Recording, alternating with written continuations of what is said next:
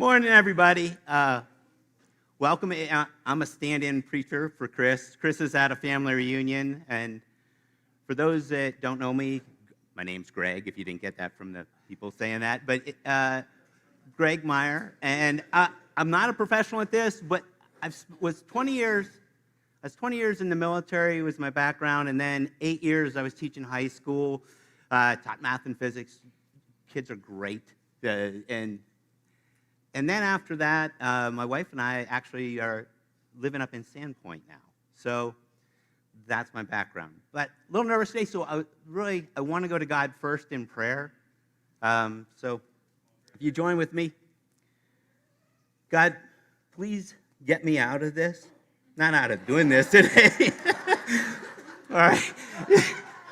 Get me, the person of me, out of this so that your scripture is what really matters today. God, please. Your word is so amazing. You're nothing is better than you, God. I mean, absolutely amazing. God, you are everything. And God, as I go through this today, God, I pray that your words will come out. God, I love you, and I pray this to your Son, our Lord, Jesus Christ. Amen. Okay. All right. I've been a Christian for about 33 years. 34, I think. 34. And about 20 years ago, I thought I had this victory over a sin, or actually a real character flaw. And then, like a giant whack-a-mole, it just popped up about 2 months ago. It just out of nowhere. Ben, can you give me a slide? It was, all right, driving. It's a driving story. All right, here I am, I'm driving, and this is the bypass around Sandpoint. We live a little north of Sandpoint. I was coming down for guys midweek. We're going to get together and talk about God, and I'm thinking Jesus stuff on the way down. It's awesome. And then, this is the road to Sandpoint. See, that's a single lane here. It's 2 lanes, but that right lane, it's going to go into Sandpoint. I'm looking in my rearview mirror, and this is about where I'm at. Look in my rearview mirror, and there's this guy speed limit there is 45. All right, I'm going 52, but so is everybody. There's like a line of 3 cars, so yeah, so I'm going about 52. But I look behind me, and this guy's just hauling. He's hauling up to my backside, and he is right there. You know that feeling, right? And then the guy decides, even though there's a line of cars in front of me, he's going to pass me in this right lane. So he zoops around, and then slams himself in, and I got to stop, basically hit the brakes so he can get in. You're going, you want to go up there and just show him, get on his backside or something like that. But then I look in my rearview mirror and whoop, whoop, whoop, lights are going. Johnny Law just reaches out his long old arm and just nails that guy. I mean, he just goes around us and pulls the guy over, and I'm basically giving myself high fives in my car. I'm so excited. I'm like, whoop, whoop. I can't wait to tell the guys when I get there. I'm like, holy cow. And I start thinking about it. I'm basking in that man's pain. I'm a Pharisee. Yeah, that's the whack-a-mole that popped up. I like rules. You guys remember Jeff Foxworthy? You might be a redneck if your family trees a telephone pole. Do you remember that guy? This is kind of like, you might be a Pharisee if you're giving yourself high fives because some guy that passed you got pulled over to the side of the road. You might be a Pharisee. Now, part of that, as I'm driving along, I start to justify, well, really, it's about safety. I'm so glad he pulled over so he didn't kill anyone. No, I wanted him to feel pain. It's kind of like if you had 2 kids. Because I was trying to think, how would Jesus look at this? It's kind of like if you had 2 kids, little 5-year-olds, 6-year-olds, and one of them's really acting up to the point where it's discipline time. And you go to discipline the one child, and the other kid's going over there, go, daddy, hit him. you would think, we need some therapy in here. I mean, you would be like, that's not what Jesus would want me to be like. So, yeah. So I realized, all right, I'm a little bit of a Pharisee. A lot of bit maybe of a Pharisee. And I like rules. I like blue bloods. I like to see bad guy does something, Danny Reagan comes in, solves it, the guy goes to prison, and then they sit around the table and hold hands. And, at dinner time. I mean, life's good. I like that kind of order. The problem is, if you guys have read the New Testament, which I think most of you have, the Pharisees are not the good guys. In almost every story, Jesus says, woe to you. I mean, they are like the bad guys and everything. In fact, if you guys want to turn into Matthew 12, that's what we're going to be talking today. I'm going to meander quite a bit before I get there, because that's what I do. We'll get to Matthew 12, but if you want to turn over in your Bibles now, so when we are there, you can read about. So I started to think about, if I'm a little bit of a Pharisee, I try to think, well, what was wrong with the Pharisees? And let's study them out a little bit more, because that's how I handle things. I don't know about you, but when I struggle with something in the Bible and with me, I won't study it out. I pray about it and study it. So I went back and started looking at the Pharisees. And if you want to go to the next slide, the Pharisees, the good, the bad, and the ugly. Being a child of the 70s, I had to go with good, bad, and ugly, because when you think about the Pharisees, we always think negative, right? We always think negative. So think about this. If you were a young Jewish kid in Jesus' time, do you think your whole goal was, hey, I want to someday grow up to harass Jesus and make people's lives harder? No, there had to be a reason why the Pharisees existed.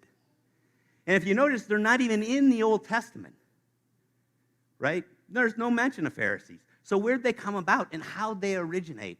So I know I don't teach history. I teach physics and math, but I'm going to cram.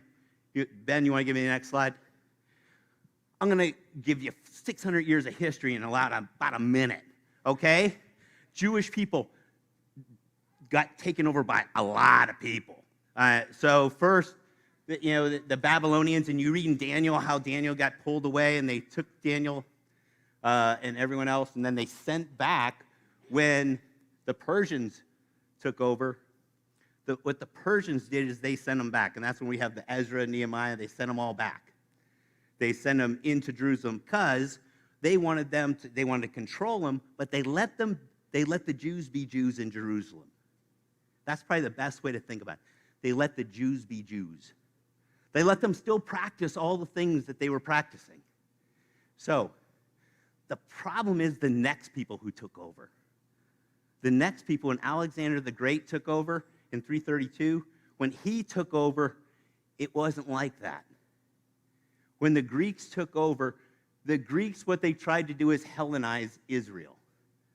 That sounds nice, Hellenizing. That sounds, Well, so what does that mean? They tried to absorb them into their culture. And guess how they did it? This is entertainment. The first thing they do when they take over an area, other than replace with puppet government type people, they also put up theaters. And in entertainment, they mock the current culture and espouse the Greek culture. The prominent philosopher, at that time was Epicurus. Epicurus's whole, and you guys have studied philosophy. Epicurus is the whole idea is if it's pleasurable, it's good. If it's not pleasurable, get rid of it. So pleasure was all about their entertainment and their society.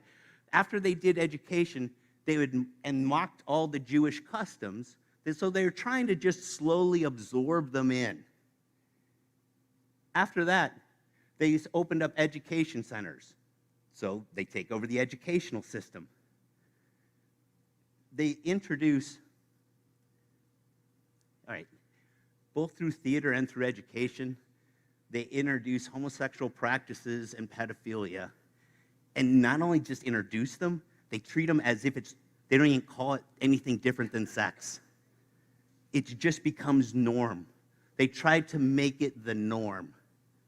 And then after they go through the education, and again, if you were in upper society Greece and you were enlightened in the enlightened class, if you were a Jew there, you sent your kids to these education centers.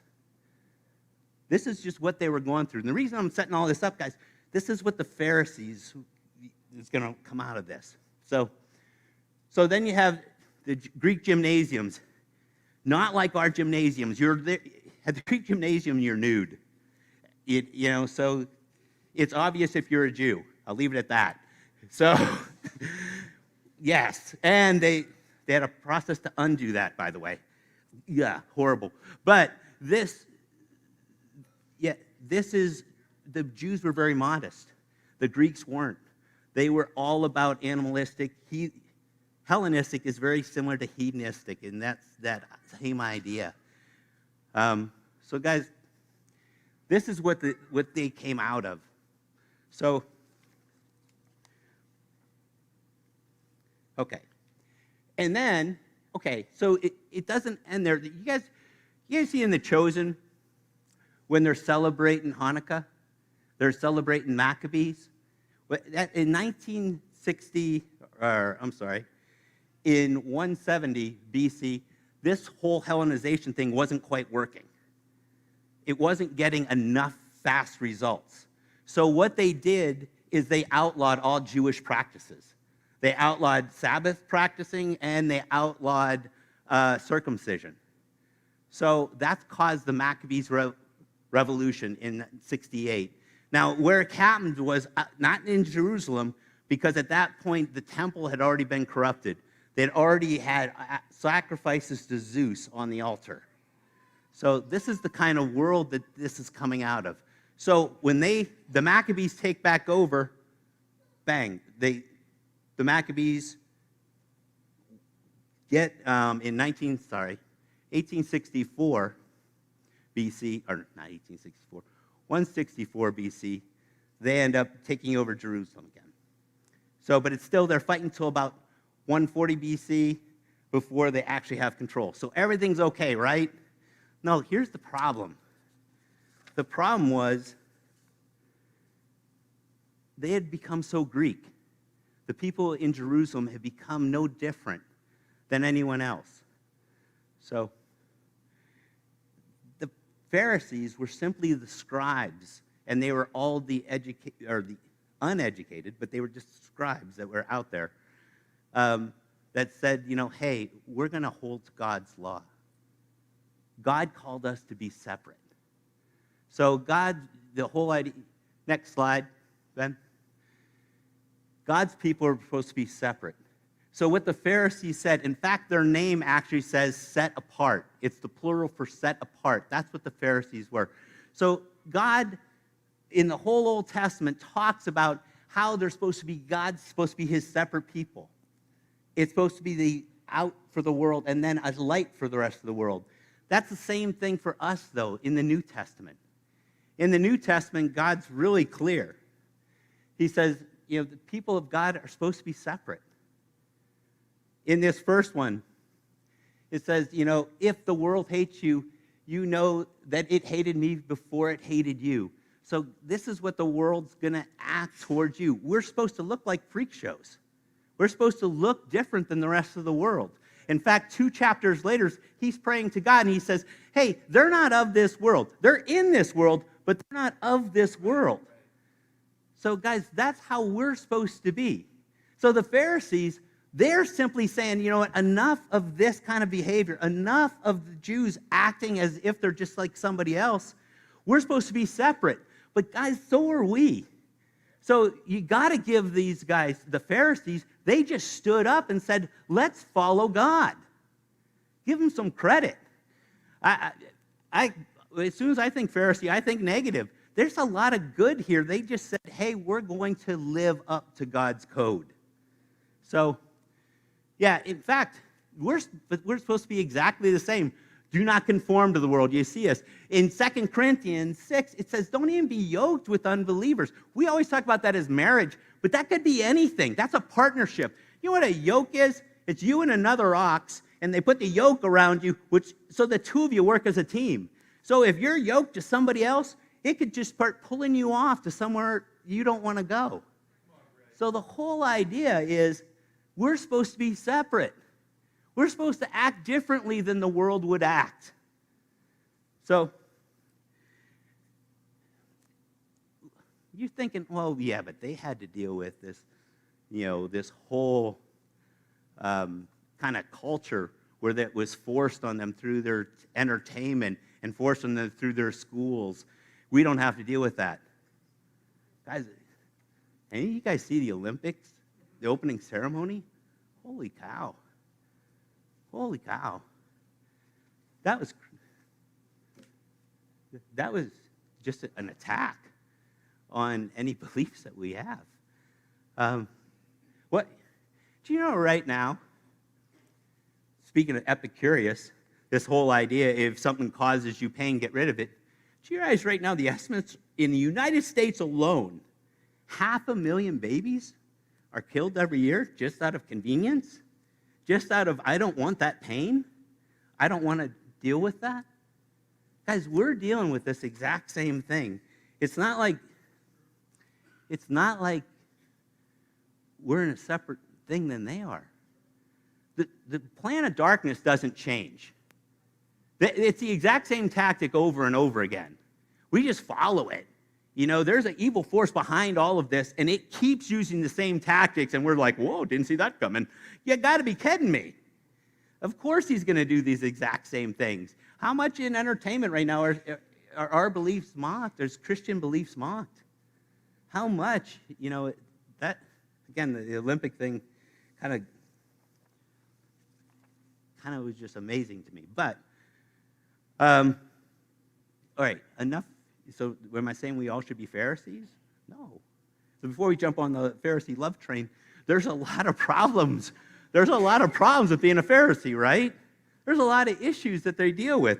The first one is if you think about the Pharisees, they loved the word so much and God's rule that instead of having, here's a perfect example.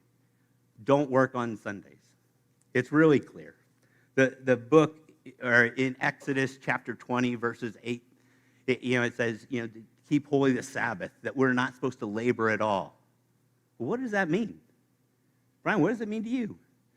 What does it mean? What does it mean to everybody here to labor? You got the next slide, Ben? I sure would love a code that told me exactly what was labor, right? And it looks just like a periodic table, right? It's so easy to go with.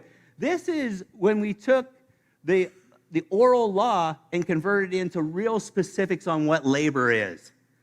So, and that's what Melikos is 39 labor table. And what the Pharisees had done is they took not only the Torah, but they took the oral law, the Mishnah, written by men, not God, but rules for us to follow. So we know the gray areas get rid of. Get rid of all the gray. So that way we know exactly what we're supposed to do.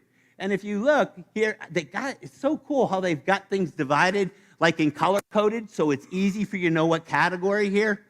Like on the top is all, the dark green is all the farming stuff. So you have plowing, sowing, reaping, gathering, threshing, and winnowing.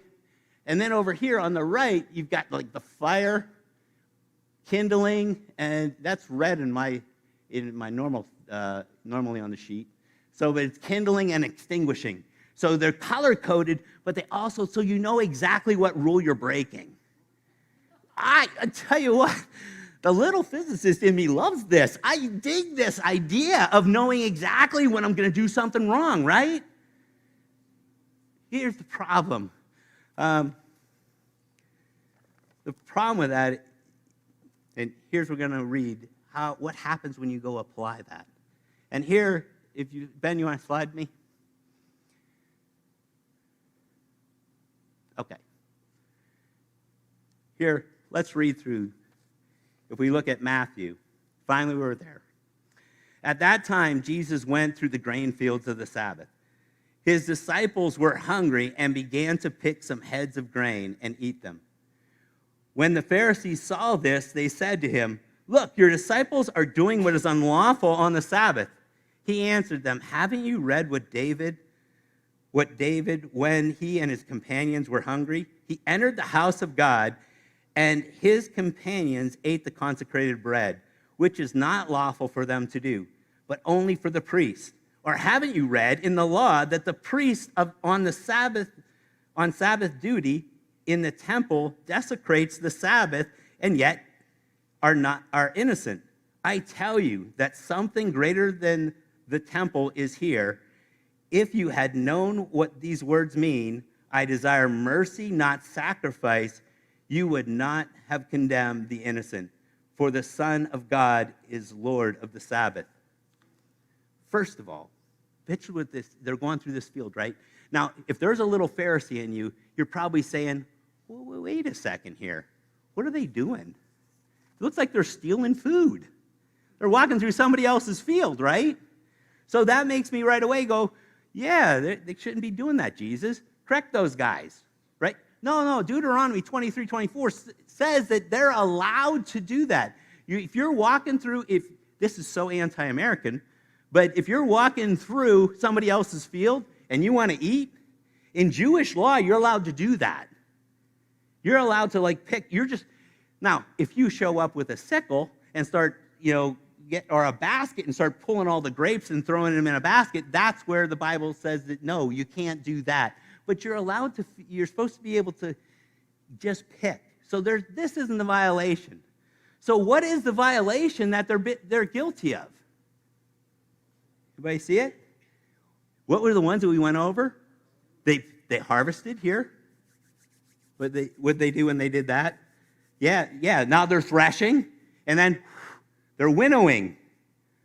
So now they have the kernels to eat. So they did all that, and that's what they're being accused of here. They're not being accused of the stealing part. That's totally okay in this culture. But what they are is, whose laws are those? Those are their laws. They just made those up. So, and then he goes, have you not read on the Sabbath? Or actually right prior to that, where he talks about David, he says, even if this was, let me give you your deal. Let me say that the laws are okay, the extra ones you made up, that you put on God.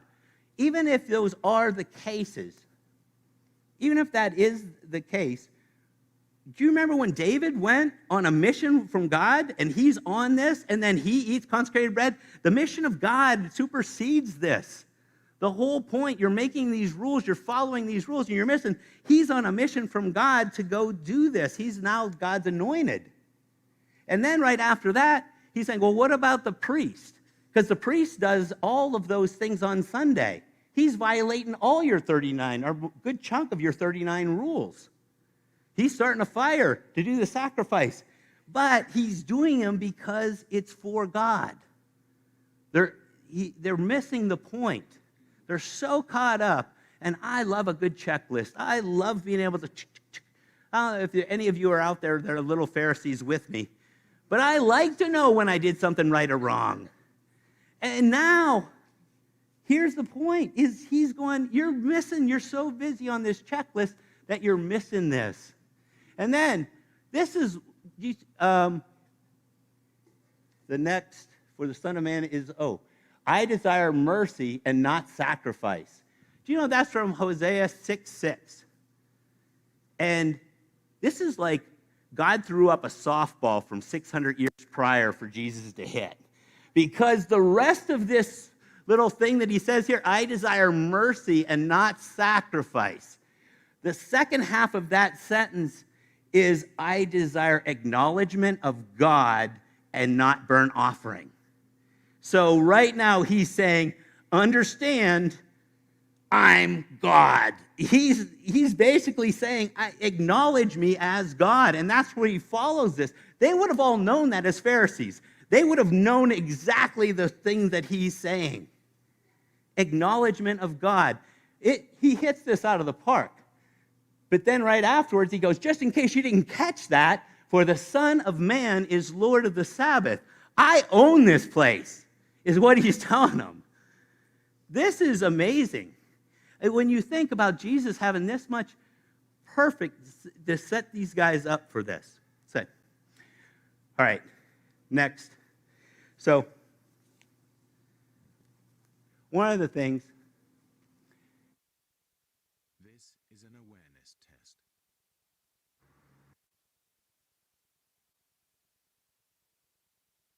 They've shown this. I can't remember. I do this right before physics labs because I want kids to make sure they're paying attention. So, on what you're trying to count. So, here this is an awareness test. And imagine, do this in physics class. But go ahead. Play it, Ben. How many passes does the team in white make? I'm going to ask you to pause it at a point here, Ben, in a second.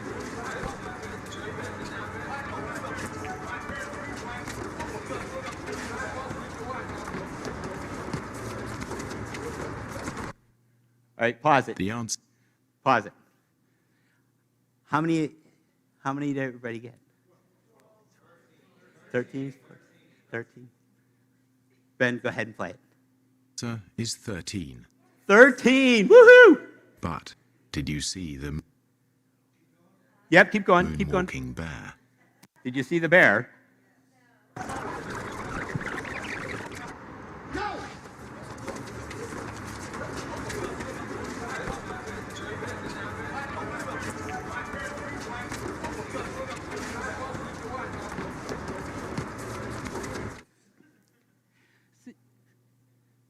Okay, go ahead. Say, guys, this is, yeah, that's a motorcyclist.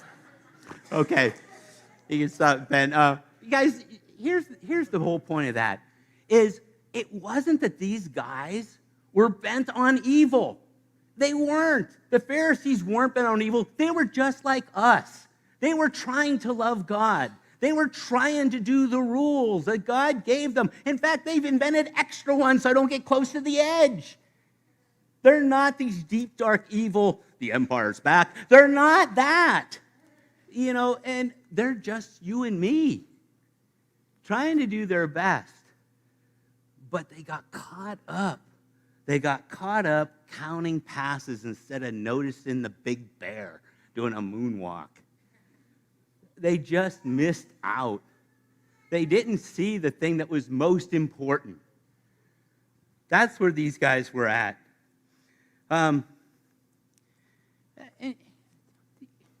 Think about it. When have you done that?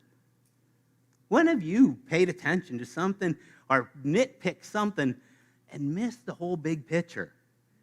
For me, when I said this whack-a-mole that I had gotten rid of 20 years ago, this is where it first came to me that I was a Pharisee or struggling with Pharisee-like tendencies. Again, road problem. I'm on the road, driving back from work in New Jersey. It's 20 years ago. And I'm driving. And again, long day, probably a 14-hour day. And this guy comes up behind me. Again, it's 45. I think I'm going 52 again because that's my limit. That's my Pharisaical rule that I have, 7 over. So I got my 7 over, and I'm hauling the... And it's windy roads. You know, most of New Jersey, by the way, is like garden land. Or, you know, it's not cities like Trenton or something. So it's back in this field, and this guy comes hauling up right behind me again. Different guy, I'm sure, probably, in a Ford Fiesta. I still remember the car. And he's so close to me, I can't even see his lights in front of him. You know, his headlights are buried. He's that far behind me, and I'm like, oh. So I'm going around these curvy roads, and he's not passing me or anything. Finally, I get to a straight stretch, and he pulls his Ford Fiesta out like he's going to pass me on this straight stretch.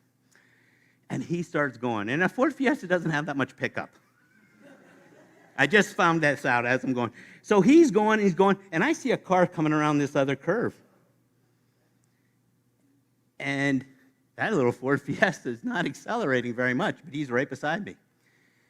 And he starts going, and the more he's going, I'm going, he's not going to make this. And I go, today's the day you learn, mister. I didn't say that out loud, obviously. In my mind, I'm going, I'm not slowing down.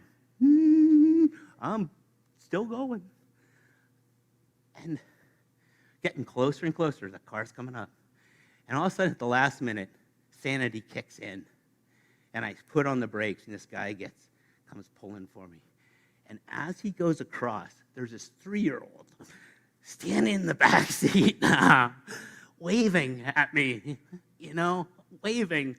And I'm going, I was totally in the right. Totally in the right. That little 3-year-old, unstrapped, standing in the back seat, waving at me. I thought, in my righteous, he's going to get taught a lesson today. I almost killed the kid. Not only him, the family in the car coming the other direction, too. Sometimes it's so easy to count passes. It's so easy to get focused on things that are really unimportant. Yes, if God says to do something, we do it, right? If God says for us to be separate, we are separate. But that's not the point. The point is loving God and loving others. You still might be saying to yourself, man, Greg, you got some issues. And yeah, I do. But I'm not arguing that one. But, sorry, I just want to make sure. Okay, next one. So it gets ugly fast. So in the next verse, he said, he went from there and entered a synagogue. And a man there with the withered hand, and again, this is continuing from the previous, and they asked him, is it lawful to heal on the Sabbath, so that they might accuse him? He said to them, which one of you has a sheep, it falls into a pit on the Sabbath, will not take hold and lift it out? Of how much more value is a man than a sheep? So it is lawful to do good on the Sabbath. Then he said to the man, stretch out your hand. And the man stretched it out, and it was restored, healthy like the other. But the Pharisees went out and conspired against him on how to destroy him. Okay. Got ugly fast. Did you guys notice this? They're like checking him out just 9 verses previous to this, and now they're going, let's kill him. Again, these were spiritually people. They're trying to supposedly do the right thing, but it goes from that to, wow, I want to kill him. So think through how that goes. Why would they be this way? Imagine that you've spent your entire life following something. You were aiming at this target, and you realized it was the wrong target. They were aiming at those 39 rules for work. They had one for everything. They had given their rules. They had all the appearance of doing the right thing. Imagine you were told after 30-some years that you're pointing at the wrong target. You've got 1 of 2 responses, right? Your first response is, all right, I'll shift my target. I'll go to the thing that matters. I'll humbly submit to this. Your other one is, I'm going to fight, and I'm going to fight hard. And that's the one they choose here. I'm going to fight, and I'm going to fight hard, because God, I know God, and God would want me to kill this guy after that. That's how they viewed this. But, yeah, this is where it gets ugly. But I can empathize with them. I can see how they got there. And again, you might be thinking, hey, you've got issues, the Pharisees have issues. I got a little Pharisee Their whole thing, think about this, their whole thing was they thought, even though God displayed something, he said he was God, they thought, I know God better than that. And they argued with that. They argued with that basic principle. I know better than God. And if you're thinking, hey, Greg, you've got this issue, the Pharisee said this issue, but I don't. I'm okay with this. I got a Pharisee test for you. It's not sanctioned by anybody or anything. It's just a Pharisee test. Okay. Imagine you're dead. You died right now. You were in the car with that. You're dead. Okay? So you died. Everybody dead? Okay. First off, I want your gut reaction to this. I don't want you to think, what would Jesus say? I want you to think what you would say, what your gut reaction. This isn't Sunday school where the right answer is Jesus. I want you to give your real answer, okay? All right, you're dead again. You're dead. All of a sudden, you start hearing the music. You hear God say, well done, good and faithful servant. Imagine that. That's what we're all waiting to hear, right? You hear it. Well done. He said, well done, Lisa. Come on in. You feel the joy of unbridled joy. Just, whoa. You hear the music. Angels are singing. It's awesome. It's everything you ever thought it could be. You're just overwhelmed. It's so amazing. And as you walk into the door, you see over at the welcome table, it's Adolf Hitler with Genghis Khan having a beer with Jeffrey Dahmer. What's your reaction? I must be in the wrong room. Huh? What's your reaction? Honestly, be honest. And no, don't give me a good answer. Give me your answer. Your fear, a fear of, okay. Here's the first answer. One answer. This would be awesome. If you walked in and said, Adolf, Jeffrey, Genghis, I don't know your first name, Genghis. Oh, that is his first name, Genghis Khan. Yeah. This is awesome. This is great. You're here. Isn't God's mercy amazing? Isn't God awesome? Man, I think my cousin, a couple of my friends might be here that I didn't think would be here. I'd be like all excited. I'd be like, who would you? This is awesome. Or would you be the second one? Second one is, I don't think God knows what they did. God, you got some explaining to do. Are you that? Are you? I mean, deep down, what is your response? Do you want the rules or do you want the mercy?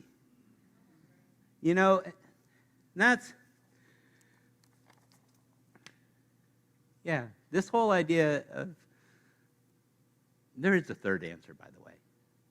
There's a third answer. The third answer could be, there's no way Hitler's in heaven having a beer. There's no beer in heaven. I mean, come on. This is a horrible, horrible idea. And there's no way this is. Well, first off, I think you're a Pharisee, right? You're struggling with Pharisaical stuff just like I am, but you're also in denial. Because who are you, or who am I, to limit God's mercy? I can't limit God's mercy. I can't. God is amazing. What God does is well beyond what I can imagine. God can do incredible things. Sometimes I think we have this view that I get this view, so I'm using we as in I guess, my pronoun of choice, we. If get this view that we know God so well, that we're so right, that God would definitely do it this way. And God, and this is a Francis Chan quote, he wrote, sometimes we think God does what is right. It's not a matter of God does what's right. God does it so it is right. We can't measure this. I think Brian in his communion, that whole idea is we're totally dependent on God taking away that mountain of sin. And it doesn't matter how the size of it. And I can't judge everyone else's thing. The last piece of scripture, I don't even, in James, I'm not going to explain this. I'm just going to close on this because it's self-explanatory. And I just wanted to read. So speak and so act as those who are to be judged under the law of liberty. For judgment is without mercy to the one who has shown no mercy. Mercy triumphs over judgment.